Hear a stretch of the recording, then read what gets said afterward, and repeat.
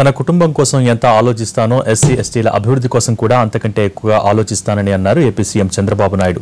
దివంగత ఉప ప్రధాని బాబు జగజీవన్ రామ్ 110వ జయంతిని గుంటూరులో నిర్వహించారు.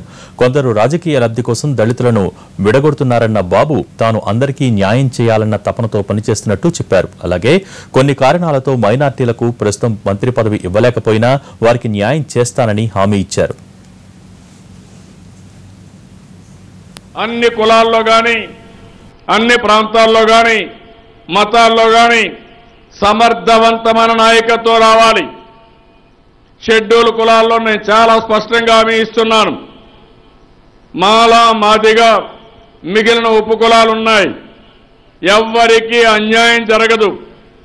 రాజకీయంగా ఆర్థికంగా సామాజికంగా అందరికీ సమన్యాయం చేసే బాధ్యత తెలుగుదేశం పార్టీ తీసుకుంటామని మరొక్కసారి మీ అందరికీ హామీ ఇస్తున్నా. ఒక్కొక్కసారి కొంతమంది రాజకీయ నాయకులు విభజన చేసి తద్వారా రాజకీయ లబ్ధి పొందాలనుకుంటారు. నేను ఆలోచించేది అందరినీ కలిపి అందరినీ పైకి తీసుకురావడానికి పూర్తిగా చేయూతనిస్తాను.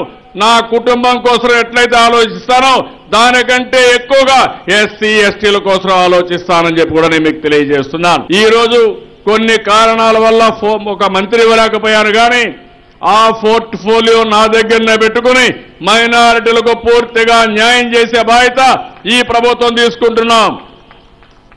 ఆ తర్వాత సరైన సమయంలో వాళ్ళకు కూడా నేను ప్రాధాన్యత ఇస్తాను.